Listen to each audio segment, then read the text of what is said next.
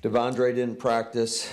Zane Anderson, Elton Jenkins, Aaron Jones, Darnell Savage, Eric Stokes, Quay Walker, Devontae Wyatt, and Jair Alexander were all limited. Pretty sure Aaron's going to be able to go. Who? Aaron. We'll see. Was that back again for? But you're not going to give that one up, are you? Huh? I said you're not going to give that one up, huh? We'll see. I don't know. Any of these guys.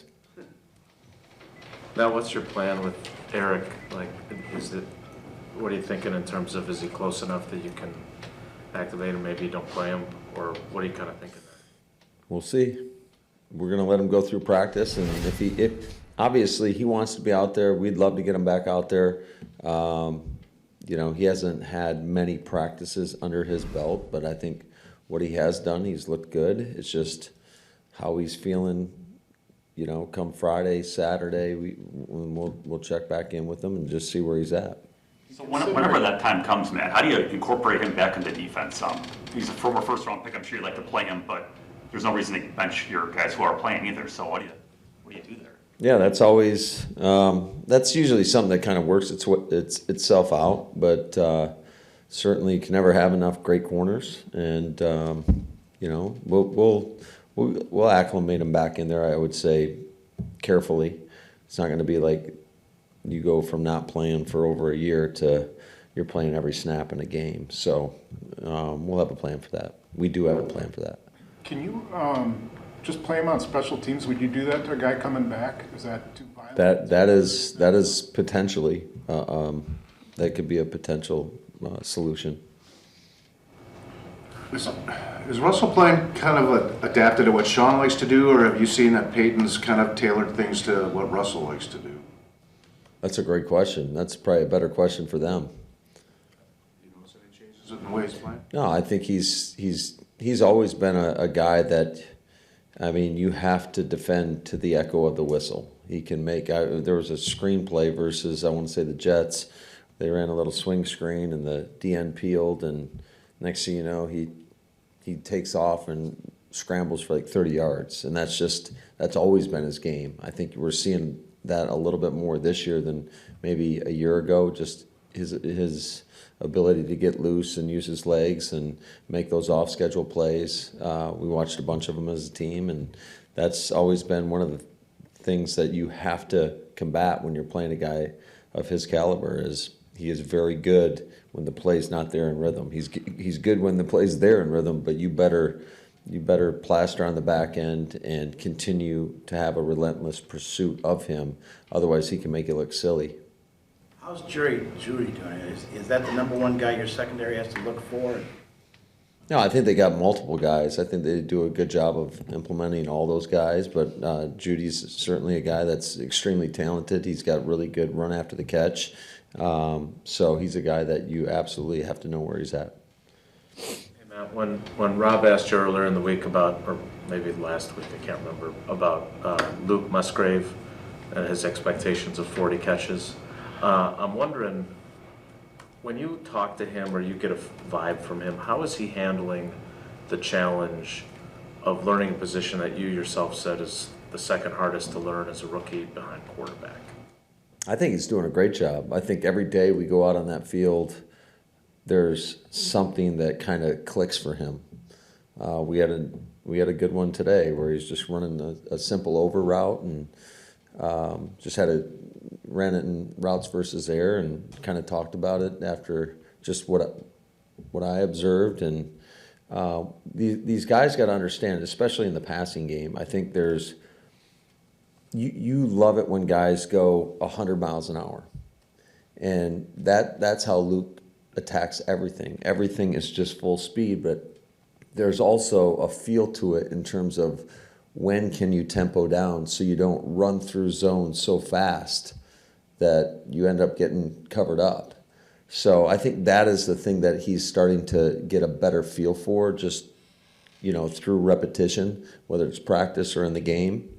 But going back to that route, so he did it in routes versus air, and he went 100 miles an hour, and I'm like, just you don't have to go 100, maybe 90 miles an hour. And he did it in the team rep, and it looked better, and it was well executed. And so, it's just, but that's a feel thing, and you'd rather have guys with that mindset, with that mentality, and try to kind of rein them back a little bit.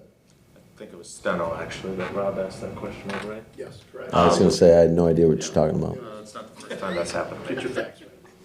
I am curious, though, that I haven't seen you many times, I don't want to say chew out a guy on the sideline, but you got after him a little bit after that route in Vegas. How does he Did respond? they show that on TV? Oh, it's bad luck. It's bad ball. About 10, 15 seconds. Oh, yeah. I mean, he made a mistake. He made a mistake, and certainly unintentional, and those are going to happen. And quite frankly, I think that's a good thing, that if I'm getting after him, because I know he's capable of not making that mistake. And he's a guy that we have a lot of faith in, and I think he's going to continue to grow. It's going to be a process. It won't be overnight. I think all of us want everything done like yesterday, but he's a guy that I really believe that every time we go out there, he gets better at something. He's so intentional, so focused. He's very intelligent, super coachable, and I think he loves the game. And so it's fun to coach a guy like that. Man, Just as long out as of we're talking about curiosity, that play, he and Christian both ran to that spot. The ball was supposed to go to Christian there, I think. Potentially, it was an outside-in read. He was supposed to run a stick route, ran a flat route, and we had motion on the play. So, we never give the guys an excuse, but sometimes you get confused. Just out of curiosity, would it have been out of turn for Jordan to throw it to him? Just say, oh, crap, he's open, because he ran the wrong way. We always joke about that. I can't tell you how many times I feel like it's just one of those things where a guy runs the wrong route and they end up getting the ball. It happens so many times. But yeah, it could have happened, but I think it surprised Jordan as well in that situation. Watson, right? Well, yeah, it was, like I said, it's an outside-in read. I think it was a cloud corner over there. So really, we were hoping the ball would have gone to the stick, and that's why I was upset. Hey, Matt, Joe said earlier in the week that the biggest thing defensively is just inconsistency, good game, bad game, good game, bad game, he said. What do you think the reason is that you guys can't find that kind of consistency? You got a bunch of veteran guys over there. Yeah, I think, I think you look at football and you look around the league, and I think we're seeing a lot of that right now. Just inconsistent football.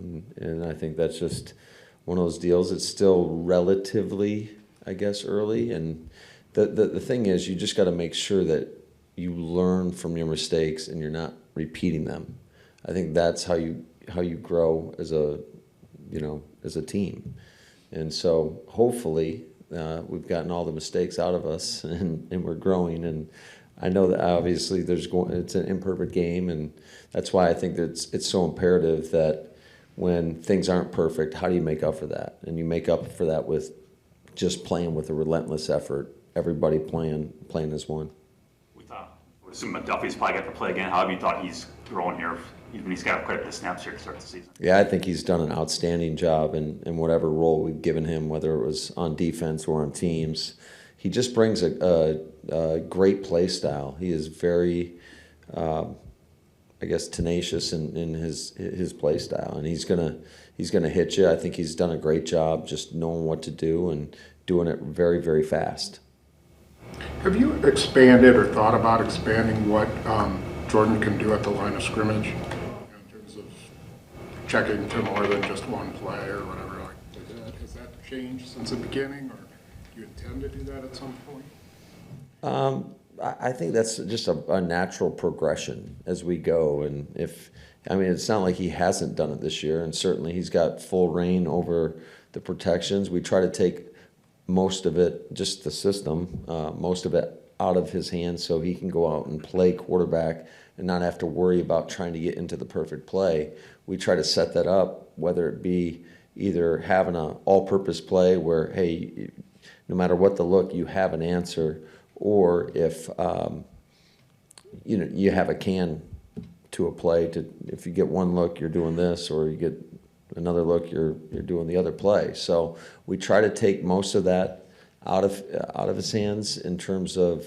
I just think it's hard enough to play at a high level in this league and just go out there and execute.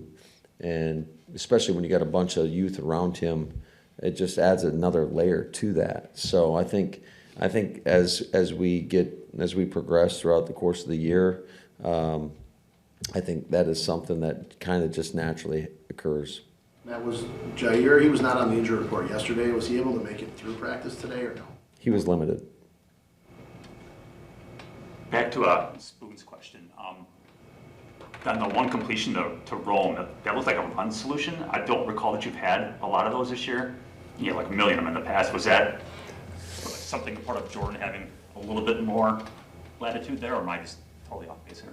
Well, I mean, we always have them in our offense. It's just we've probably been a little bit more particular when we're throwing those as opposed to maybe in the past.